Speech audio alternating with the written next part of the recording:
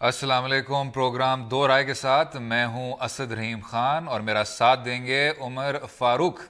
آج اور ابھی دو رائے میں تحریک انصاف نے وفاقی دارالحکومت کو بند کرنے کے لیے مہم تیز کر دی.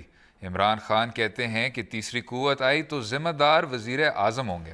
دوسرے حصے میں بات کریں گے رونگٹے کھڑے کرنے والے اس سروے کی جس کے مطابق اسلام آباد کے نجی تعلیمی اداروں کے نصف سے زیادہ بچے منشیات کے عادی بن چکے ہیں. اور فواد خان کی فلم اے دل ہے مشکل کو ہندو انتہا پسند جماعت نے 5 کروڑ روپے کے عوض ریلیز کرنے کی اجازت دے دی. آئس لینڈ کے لوگ نکلے تھے اور بڑی تعداد میں نکلے تھے، تو کیا وہ مارشل لاء لگانے کے لیے نکلے تھے؟ وہ انصاف لینے کے لیے نکلے تھے.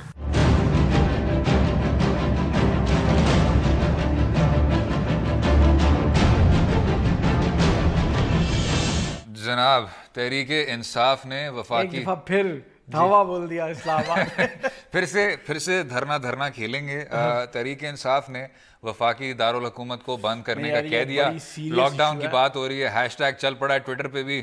عمران خان صاحب نے سروے کیا ہے، بلکہ ابھی وہ دکھا بھی دیں گے، جو پی کے پالیٹکس ہے یا کوئی ایسی سیاست.pk ہے، اور یہ کہا کہ جو عوام ہے وہ بھی میرے ساتھ ہے، کیونکہ اس سروے میں انہوں نے کہا ہوا کہ واقعی میں لاک ڈاؤن ہونا چاہیے. تو جو ریٹرک ہے وہ اب بڑھتے جا رہا ہے. میرے پاس میں لمبی بحث ہمارے پاس ٹائم بھی نہیں ہے، لیکن میرے پاس ایک پیس آف ایڈوائز ہے نواز شریف صاحب کے لیے جی، اور ایک پیس آف ایڈوائز ہے عمران خان. بتائیے اگر آپ سنیں میری بات. پلیز.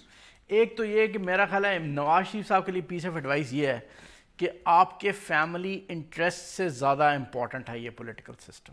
ٹھیک. کیونکہ اس پولیٹیکل سسٹم سے اس ملک کی سلامتی اور اس ملک کا سروائیول جو ہے نا وہ وابستہ ہے. تو یہ بات ذہن میں رکھیں جب بھی فیصلہ کریں. اور دوسری بات عمران خان صاحب کے لیے کہ آپ کوئی نئی بات نہیں کر رہے. یہ پالیٹکس نواز شریف صاحب کر چکے ہیں 90s میں، یہ پالیٹکس بے نظیر بھٹو پیپلز پارٹی کر چکی ہے، اور نتیجہ وہی نکلتا ہے جب وہ اقتدار میں آتے ہیں. دیکھیں نا، اس ملک کی معاشی بدحالی اتنی خوفناک ہے کہ آپ کو فٹ سولجرز کسی کو بھی پروٹیسٹ موومنٹ کے لیے مل جاتے ہیں. معاشی بدحالی اتنی خوفناک ہے. ٹھیک. اور اس ملک کی مینپولیٹو پاور ہنگری اسٹیبلشمنٹ کسی سازش کا حصہ بننے کے لیے ہر وقت تیار رہتی ہے. ٹھیک ہے. عمران خان صاحب یہ نہ سمجھیں کہ یہ ہارڈ شپ ختم ہو جائیں گی، ان کو جب آپ پرائم منسٹر بنیں گے تو فٹ سولجرز نہیں ملیں گے. ان کو بھی فٹ سولجر، نواز شریف اور پیپلز پارٹی کو آپ کے خلاف فٹ سولجرز ملیں گے معاشی بدحالی کی وجہ سے. آپ کا جو مشورہ تھا عمران خان صاحب کے لیے دوسرا کہ اتنی ہی مینپولیٹو پاور ہنگری اسٹیبلشمنٹ آپ کے حصے میں بھی آئے گی. ٹھیک. اور آپ کے لیے بھی لیجٹمیسی کا پرابلم یہ میڈیا کریٹ کرے گا، جیسے زرداری کے لیے کریٹ کیا تھا، جیسے نواز شریف کے لیے کریٹ. جناب آپ کا جو مشورہ تھا عمران خان کے لیے، وہ آپ کا وزم کا جو مشورہ تھا اس کافی زیادہ طویل تھا شاید Imran Khan. Second recommendation was a lot longer. خیر، فضل الرحمان صاحب نے کہا ہے کہ اسلام آباد بند کرنے کا جو اعلان انہوں نے کیا ہے وہ ملک دشمنی ہے. اب جب فضل الرحمان صاحب اس طرح کی بات کرتے ہیں، آپ عام شہری عام ووٹر ہیں، تو اس بات میں ضرور حقیقت کبھی محسوس ہوتی ہے جب خان صاحب کہتے ہیں کہ دیکھیں جی وہ سب میرے خلاف اکٹھے ہو رہے ہیں اور میں اکیلا ادھر اسٹیٹس کو کے خلاف کھڑا ہوں. جب آپ کے پیپلز پارٹی کے چیئرمین کہتے ہیں کہ فضل الرحمان میرے انکل ہیں اور میں جب اتنا چھوٹا تھا تو میں ان کو دیکھتا تھا، اور زرداری صاحب کے ساتھ ملاقاتیں ہوتی ہیں، فضل الرحمان صاحب کہتے ہیں کہ جی یہ اعلان جو ہے یہ ملک دشمنی ہے. ایسا نہیں لگتا کہ ایک جو قوت ہے this goes to P T I's credit in terms of image building کہ جی ہم اسٹیٹس کو کے خلاف ہیں، ہم آگے بڑھتے جا رہے ہیں. اپوزیشن کو شاید اپنا کردار ادا نہیں کرنا چاہیے. دیکھیں ایک منٹ، میں ایک چھوٹی سی بات کروں. دیکھیں اس ملک میں اسٹیٹس کو کا مطلب کیا ہے؟ اسٹیٹس کو کا مطلب ہے 73 کا آئین.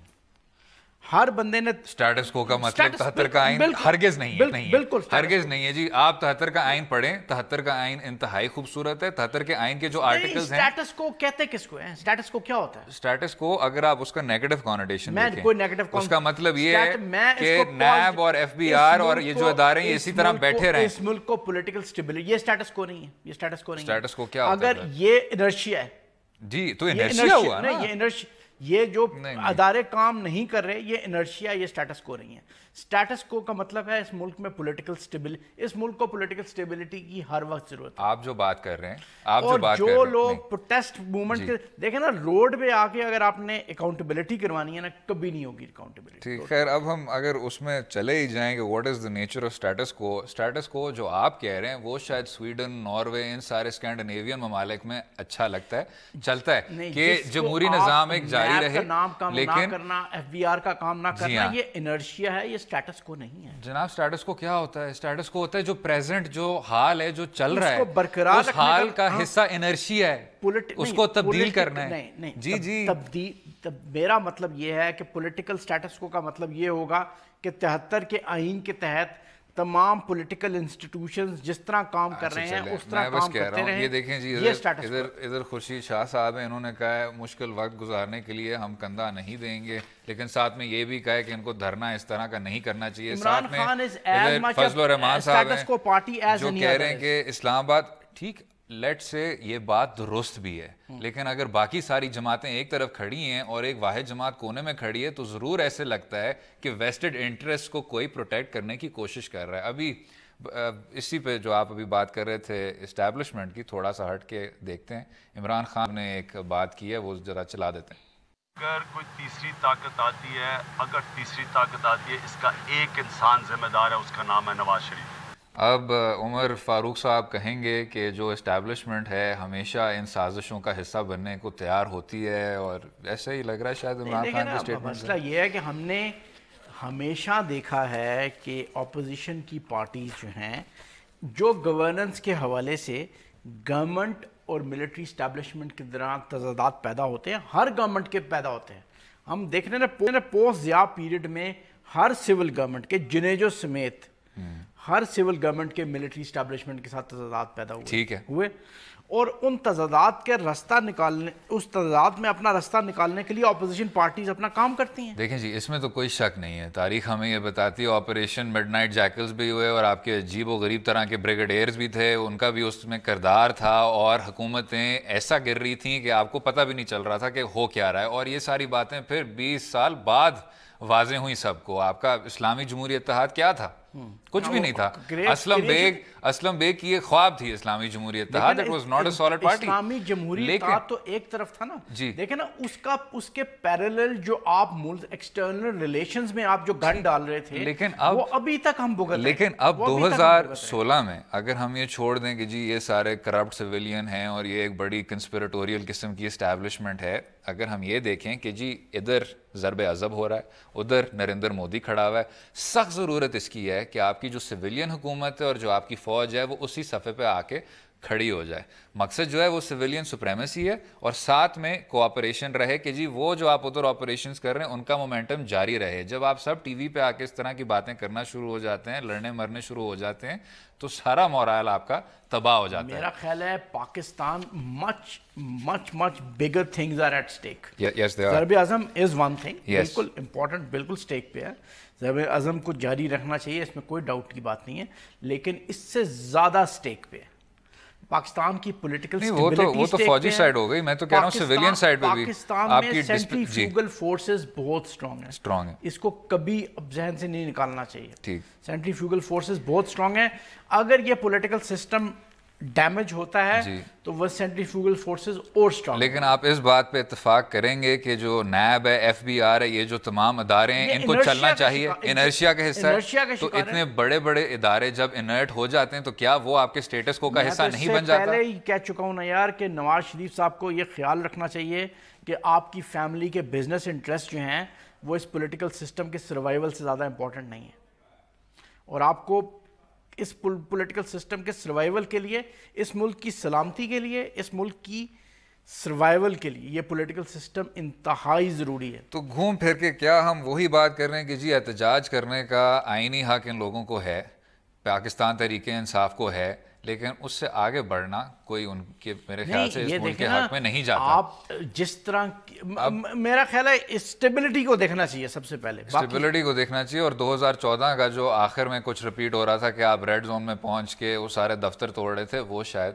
نہیں ہونا چاہیے اور ہرگز نہیں ہونا چاہیے. لیکن یہ ایک بڑی ایک عجیب قسم کا سینیریو ہے کہ آپ کو ہر 2 سال وہی مووی دیکھنے کو مل رہی ہے.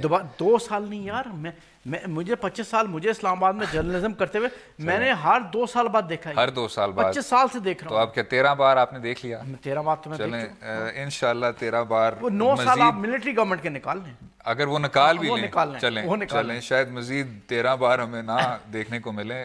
رہیے گا ہمارے ساتھ, بات کریں گے ہم اسلام آباد میں اسکولوں میں منشیات کا استعمال کا اضافہ. دیکھیے گا.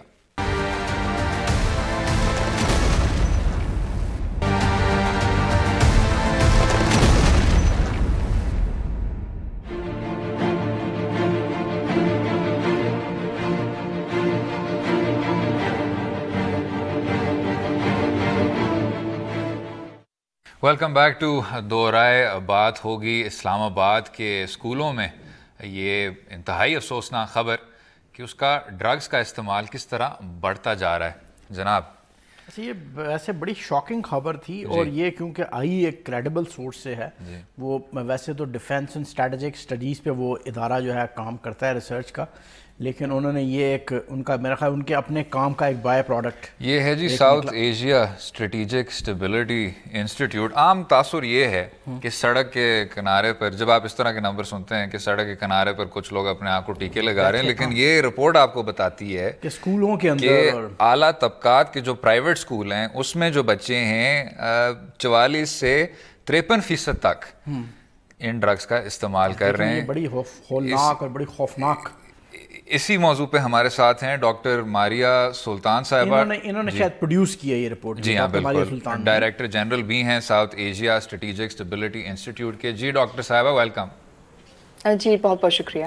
ڈاکٹر صاحبہ یہ بتائیے گا کہ ایسی پرسنٹیج کے وجوہات کیا ہیں اور وہ بھی ایلیٹ پرائیویٹ سکولز میں؟ دیکھیں جو ہم نے سروے کیا تقریباً یہ 9 منتھس کے اوپر یہ سروے کیا گیا تھا اور اس میں 44 اسکولز جو ہیں ہم نے اسلام آباد کے جو ہے ان کے اوپر یہ سروے کیا جس میں پرائیویٹ اور پبلک دونوں اسکولز تھے.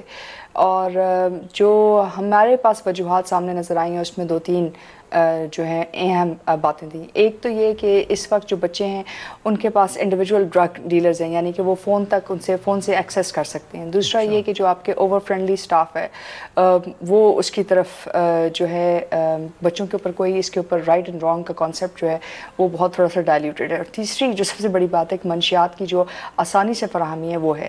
ہم نے 4 ڈرگس کے اوپر اس کو جو ہے سروے کو ٹیسٹ کیا تھا. سروے کی بنیاد جو ہے 4 ڈرگس کے اوپر رکھی تھی, جس میں زینکس, جس میں ایکسٹسی اور چرس اور ہیروین.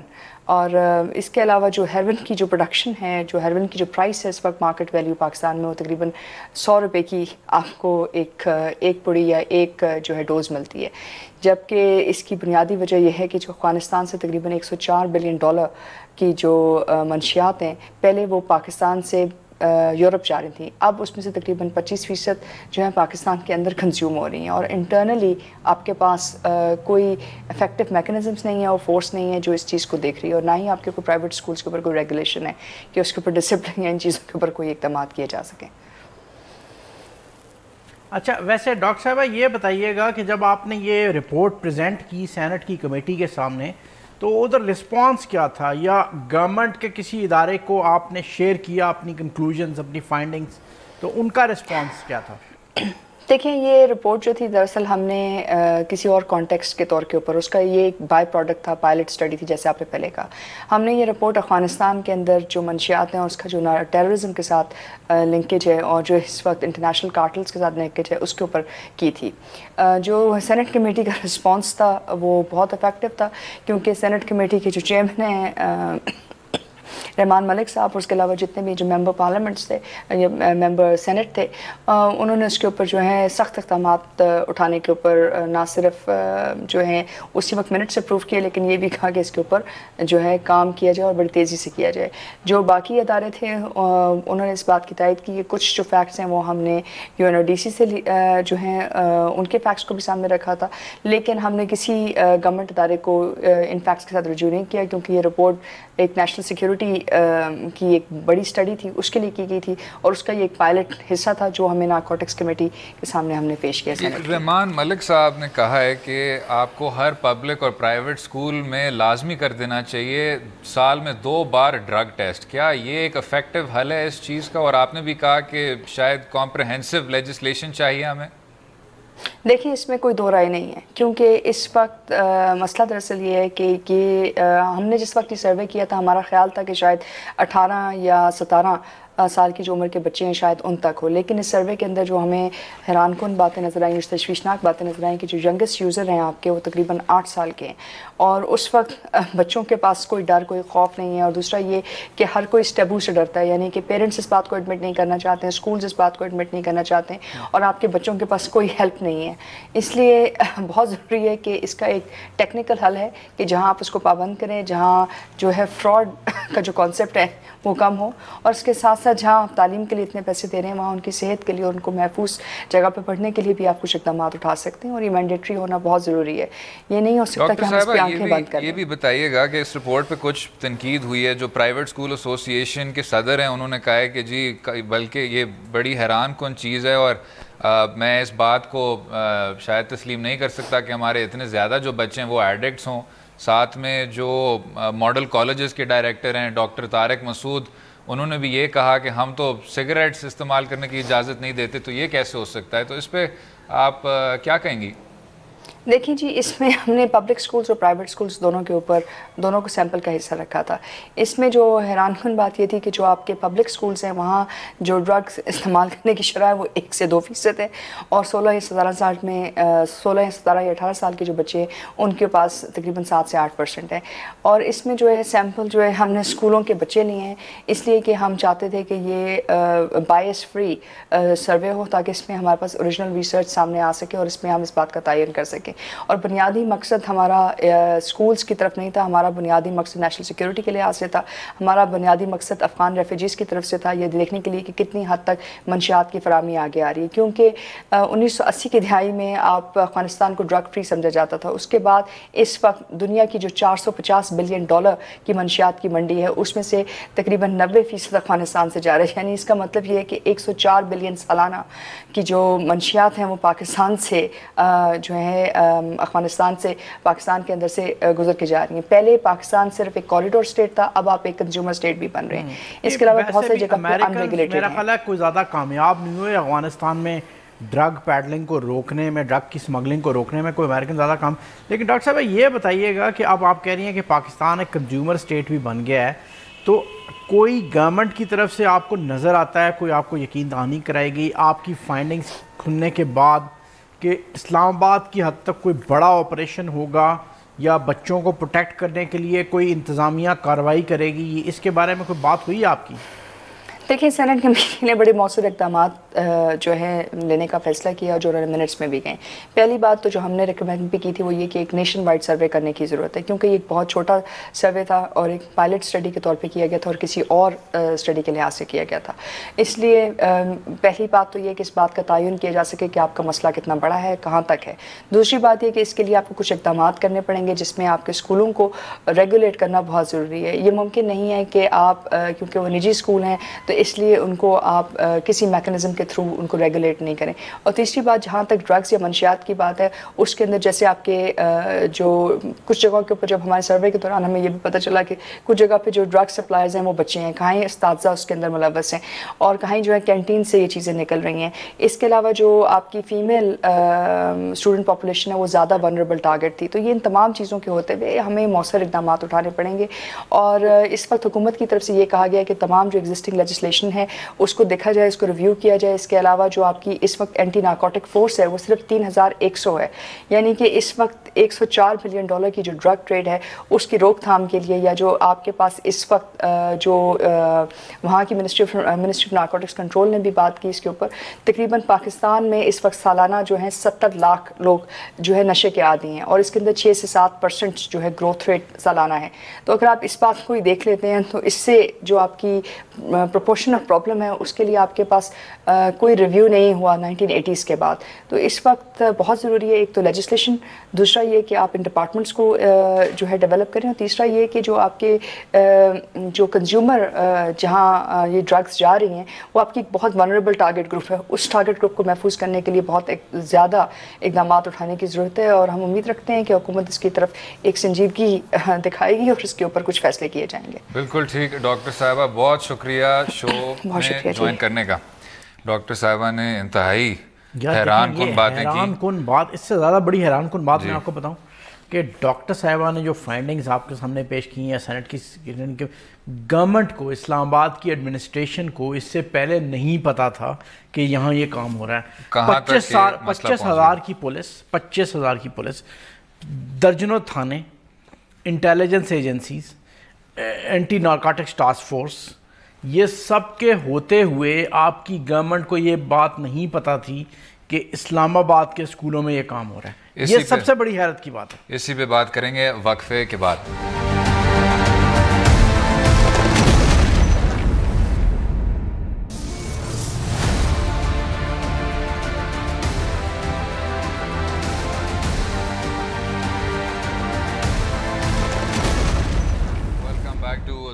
بات ہو رہی تھی اسلام آباد کے اسکولوں میں منشیات کا استعمال.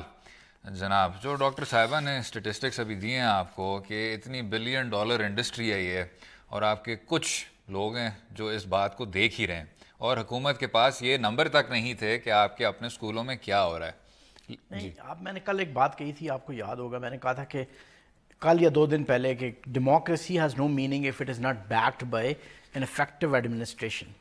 ٹھیک, مطلب یہاں پر افیکٹو ایڈمنسٹریشن کی کہانی یہ ہے کہ اسکولوں میں ایک اسلام آباد چھوٹا سا شہر ہے یار, اتنا سا شہر, وہاں کے اسکولوں میں کوئی واقعات ہو رہے ہیں, نہ پولیس کو پتہ ہے, نہ اینٹی نارکوٹکس ٹاسک فورس کو پتہ ہے, نہ اور گورنمنٹ کی جو درجنوں ایجنسیز ہیں, درجنوں, اور ادارے آپ کے موجود ہیں, ادارے آپ کے موجود ہیں, قوانین آپ کے موجود ہیں, اور ایک پرائیویٹ آرگنائزیشن آ کے آپ کو بتا رہی ہے کہ جناب ڈرگ پیڈلنگ ہو رہی ہے آپ کے اسکولوں میں. یار یہ دیکھیں نا. اسی پہ ہمارے ساتھ ہیں کاشف عباسی ہیں, رپورٹر ہیں. کاشف صاحب یہ بتائیے گا کہ جو اسکولوں کی ایڈمنسٹریشن ہے وہ کیا کہہ رہی ہے اس بارے میں؟ جی السلام علیکم. اسکولوں کی ایڈمنسٹریشن کا جہاں تک تعلق ہے وہ تو خود مطلب ان کے لیے ایک بڑا ایک سرپرائز تھا. جی, وہ کہتے ہیں نہ ہمیں پتہ ہے یہ سروے کب ہوا, یہ سروے کس نے کیا, مطلب انہوں نے کس کو اپروچ کیا, نہ انہوں نے آن بورڈ لیا فیڈرل ڈائریکٹریٹ آف ایجوکیشن جو ڈیل کرتا ہے پبلک سیکٹر کے اسکولس کالجز کو, نہ انہوں نے پیرا جو ہے پرائیویٹ جتنے بھی اسکولز ہیں جو ڈیل کرتا ہے ان کا جو سپروائز کرتا ہے, نہ ان کو آن بورڈ لیا, نہ ایون انہوں نے اسکول کے پرنسپلز جو ہیں اور جو اسکول کے ٹیچر ہیں ان کو انوالو کیا گیا.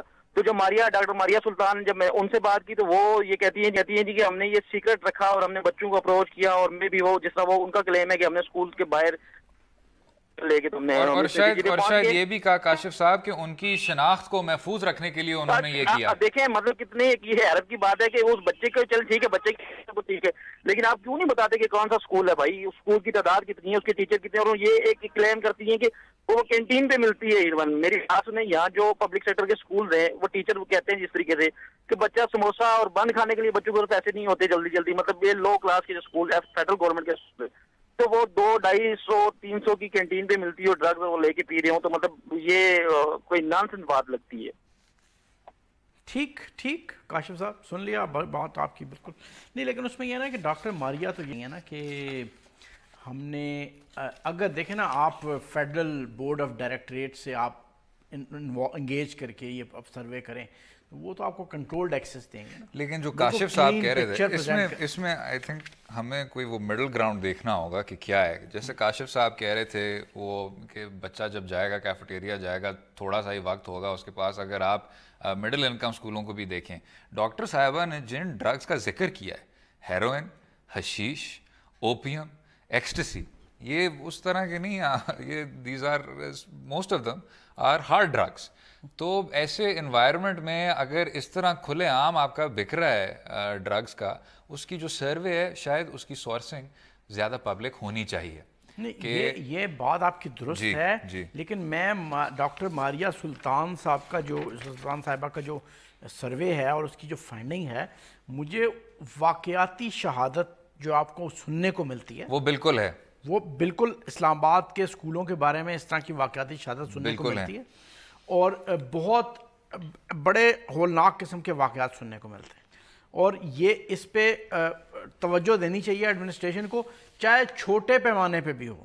اسکول ہمارے بالکل کلین ہونے چاہیے کہ آپ پوری جیسے کہتے ہیں نا آپ سیکیور انوائرمنٹ پرووائڈ کریں. اور شاید اسلام آباد کے بچے جو ہیں وہ آپ کی ایک اسٹیٹ پالیسی کے بھی شکار ہیں، جس طرح وہ کہہ رہی تھیں کہ 80 کی دہائی میں جو یہ سارا بلو بیک آیا تھا، پھر 2001 میں جب پھر سے جنگ ہوئی افغانستان میں تو یہ فلو ایک پھر آنا شروع ہو گیا، اور اسلام آباد جو اتنا دور نہیں ہے سب سے، وہ پھر سے ایک کنزیومر سٹی بن گیا. میں ابھی آپ کو بتا رہا تھا نا، یہ اس طرح کی رپورٹس انٹرنیشنل لیول پہ بھی آئی ہیں.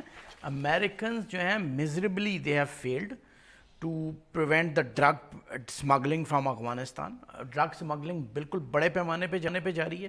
طالبان کو آپ اپروٹ کر لیں، جو مرضی کر لیں، وہاں سے ڈرگ پیڈلرز بہت پاورفل ہیں. وہ وار لارڈ جو حکومت کا حصہ ہیں وہ ڈرگ پیڈلنگ کر رہے ہیں. رپورٹس ہیں اس میں کہ انہوں نے ان وار لارڈز کو شامل کرنے کے لیے اس کی طرف دیکھا ہی نہیں، منہ پھیر لیا کہ وہ اوپیم بنا رہے ہیں، اپنے گڑوں میں بنا رہے ہیں. اور راہداری جو ہے وہ پاکستان ہے. اور راہداری دیکھیں نا، یہاں سے تو بارڈر کتنا دور ہے، 300-400 کلومیٹر تو دور ہے یہاں سے. لیکن آپ نے بات کی امریکہ کی ریاستی فیلئر کی افغانستان میں. امریکہ میں خود فیلئر ہو گیا وار آن ڈرگز کا، اور مجھے بلکہ یہ تھوڑی بات عجیب لگ رہی ہے. سینیٹر رحمان ملک صاحب نے سینٹ کمیٹی میں کہا کہ ہم وار آن ڈرگز کو ڈکلیئر اب کرنے والے ہیں، اور یہ ساری جو سینٹ کمیٹی ہے اس نے اس بات کے ساتھ اتفاق کیا کہ جی وار آن ڈرگز ہونا چاہیے. رچرڈ نکسن نے یہ بات 1970 میں کی وار آن ڈرگز کی. 40 سال ہو گئے اس بات کو، 45 سال ہو گئے اس بات کو، امریکہ کامیاب نہیں ہو پایا. تو وار آن ڈرگز کے شوشے کو چھوڑنے کے بعد بھی آپ کو کچھ ایکشن لینا چاہیے. دیکھیے گا آخر میں ہم بات کریں کچھ ہندو انتہا پسند جماعتوں کی، جنہوں نے انڈیا میں یہ کہا ہے کہ فواد خان کی جو مووی ہے وہ اب چل سکے گی اگر وہ ایک رقم ادا کریں پرو آرمی ویلفیئر فنڈز کے لیے. دیکھیے گا انڈین آرمی دیکھیے گا.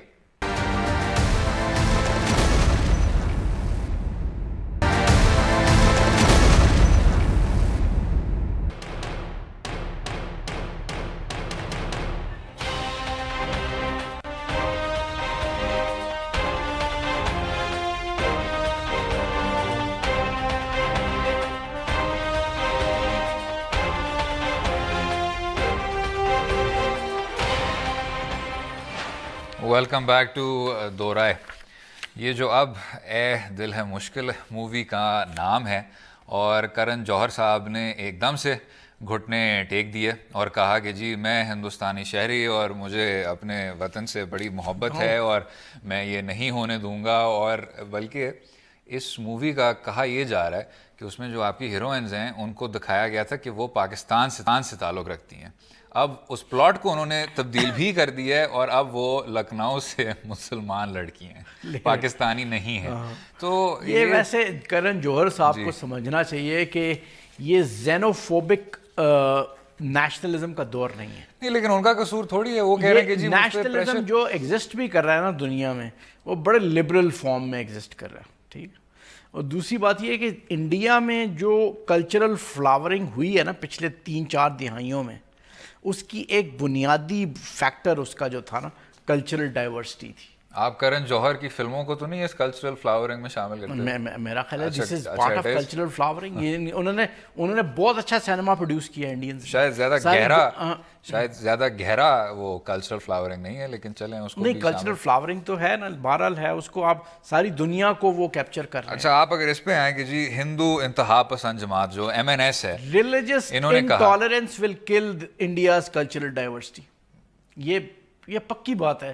کرن جوہر صاحب پیسے بچانے کے لیے جو مرضی کر لیں. دیکھیں جی، یہ ریلیجس بات یہ ہے کہ اگر آپ اس انتہا پسند موومنٹ کو دیکھیں تو ساورکر کے دنوں سے جو پری پارٹیشن کے دن ہیں اس میں انہوں نے کہا کہ جی مہاتما گاندھی جو ہیں وہ بڑے کمزور آدمی ہیں، اور ہندوازم جو ہے اس کو اپنے آپ کو اب اسرٹ کرنا چاہیے. اور اس لیے ان دنوں میں اسی طرح فیس کرتا رہا ہندو کانگریس کے اندر سے ہندو نیشنل. اور جو مجھے جو عجیب بات لگتی ہے، اور شاید جناب اتفاق کریں گے اس کے ساتھ، کہ پارٹیشن کے وقت یہ جو ہارڈ رائٹ جماعتیں تھیں انہوں نے نہ ہندوستان کی آزادی کا ساتھ دیا اور نہ پاکستان کی آزادی کا ساتھ دیا. ایک آپ کی جو جماعت ہے جس نے ابھی ایک بہت بڑا جلسہ بھی کیا نوشہرہ میں، تب وہ کہا کرتے تھے کہ آپ کو جو اس یونین ہے اس یونین کو توڑنا نہیں چاہیے. اسی طرح آپ کی جو ہندو انتہا پسند جماعتیں انڈیا میں وہ کہا کرتی تھیں کہ آپ انگریزوں کے اس طرح خلاف نہ ہوں.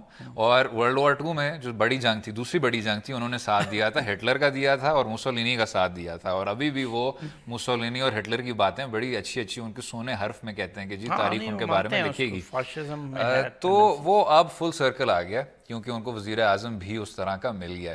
کیا انڈیا کی جو کلچرل ایجنسیز ہیں, جو ان کی پروڈیوسرز ہیں, کرن جوہر صاحب جیسے ہیں, ان کو اس طرح ایسے بیٹھ جانا چاہیے؟ میں یہی تو کہہ رہا ہوں نا کہ یہ آج جو میں ٹی وی پہ دیکھ رہا تھا, وہ مہیش بٹ صاحب کہہ رہے تھے کہ جی اب ہم کسی پاکستانی کے ساتھ کام نہیں کریں گے, اناؤنس کر رہے تھے. وہ کسی سے مل کے آ رہے تھے, ان میں سے کسی انتہا پسند لیڈر سے, اور باہر آ کے کہہ رہے تھے کہ ہم نہیں کام کریں گے. مطلب یہ جو پریشر آئے گا ریلیجس انٹالرنٹ فورسز کی طرف سے, وہ انڈیا کی فلم انڈسٹری کی کلچرل ڈائیورسٹی کو کل کر دے گا. کیونکہ انڈین فلم انڈسٹری ہمیشہ سے کلچرل ڈائیورسٹی پہ ڈپینڈ کرتی رہی ہے. نان انڈین ایکٹرز کو, نان انڈین رائٹرز کو, نان انڈین سنگرز کو وہ انکارپوریٹ کوآپٹ کرتے رہے ہیں, ہمیشہ سے کرتے رہے ہیں. اور اس کلچرل ڈائیورسٹی نے ان کی کلچرل فلاورنگ میں بہت زیادہ مدد کی ہے. لیکن جو راج ٹھاکرے صاحب ہیں انہوں نے کہا ہے, وہ تو کامیاب ہو گئے, انہوں نے کہا کہ ہم کامیاب ہو گئے, اور یہ بھی کہا کہ میں کچھ سالوں سے ہم یہ کہہ رہے ہیں کہ ان پاکستانیوں کو آپ مت آنے دیں, آخر کار ہندوستانی قوم اب جا کے اپنی آنکھیں کھول رہی ہے.